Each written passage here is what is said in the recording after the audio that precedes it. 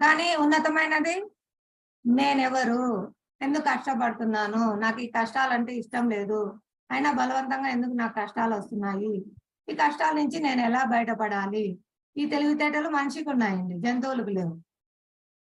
ఇంత గడ్డి వేసి ఒక గొర్రెను చంపుతుంటే పక్కన గొర్రెలన్నీ గడ్డి తింటూ ఉంటాయి. నెక్స్ట్ నా వంతే నన్ను చంపుతాయని వారికి తెలియదు, జ్ఞానం లేదు. కానీ ఒక మనిషికి ఐస్ క్రీమ్ పెట్టి అతన్ని నరికేస్తే పక్కనున్న మనుషులందరూ పరిగెత్తారు, ఇంకా నెక్స్ట్ నన్ను చంపేస్తారేమో అని.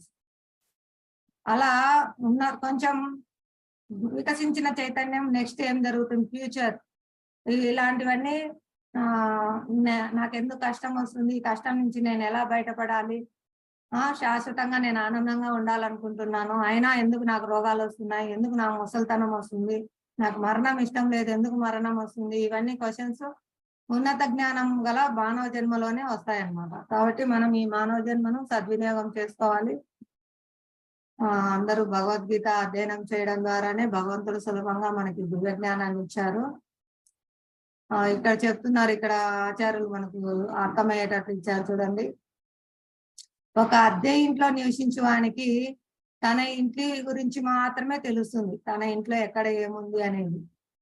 చాలా ఇల్లులో అలా కలిగి ఉన్న యజమానికి తన అన్ని ఇళ్ళ గురించి, అన్ని గృహముల గురించి తెలియదు.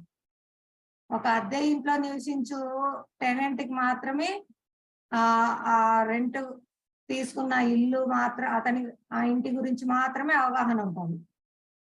కానీ మొత్తం హోల్ అపార్ట్మెంట్ ఒకరిదే అనుకోండి, ఆ అపార్ట్మెంట్ లో ఎక్కడ ఏ ఇంట్లో ఏముండేది అంటే, ఏ ఇల్లు ఎలా కట్టింది, ఇప్పుడు కడుతున్నారు కదా సింగిల్ బెడ్రూమ్, డబుల్ బెడ్రూమ్, అలా ఎలా ప్లాన్ చేసింది, ఎలా కట్టింది ఆ యజమానికి తెలుస్తుంది అన్నమాట.